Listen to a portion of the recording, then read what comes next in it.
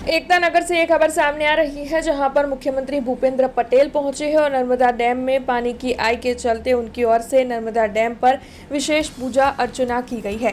दरअसल इस सीजन में पहली बार नर्मदा डैम पानी से पूरी तरीके से भर गया है, जिसकी वजह से पानी की ज्यादा आई के चलते मुख्यमंत्री भूपेंद्र पटेल की ओर से वहां पर विधि विधान से पूजा अर्चना की गई है। पिछले साल 1 अक्टूबर 2024 को पहली नवरात्र पर डैम पूरी तरीके से पानी से भर गया था, जबकि इस साल पहली अक्टूबर 2025 यानी कि नवरात्र की 9वीं रात्रि पर यह डैम पानी से पूरी तरीके से भर गया। तब आपको बता दें कि नर्मदा डैम का जलस्तर इस वक्त 138.68 मीटर पर दर्ज किया जा रहा है।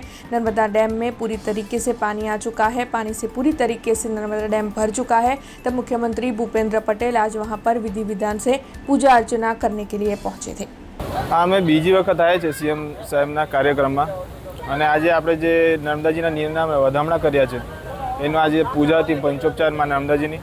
અને બીજું કહેતો હોય કે આપણે કહેવા જઈએ તો માં નર્મદાજીનું ઘણું અને અત્યંત મહત્ત્વ છે। બધા પુરાણોમાં માર્કંડેય ઋષિ દ્વારા નર્મદા પુરાણ પણ લખાયેલું છે। અને બીજું શું છે, ભારતના સૌથી પવિત્ર નદીઓમાં માં નર્મદાજીનું સ્થાન પ્રથમ ક્રમાંક ઉપર આવે છે। કારણ કે આપણે કોઈને સામાન્ય શું છે પૂછવા જઈએ તો કોઈ પણ એવું જ કહે કે ગંગાજી સૌથી પવિત્ર નદીમાં આવે છે, પણ ગંગાજી પણ પોતાના પાપ પ્રક્ષાલન કરવા માટે નર્મદાજીમાં જે ગંગા દશેરા નામનો આપણો તહેવાર હોય છે એ સમયમાં ગંગા પોતાના પાપ પ્રક્ષાલન કરવા માટે નર્મદાજીમાં આવે છે।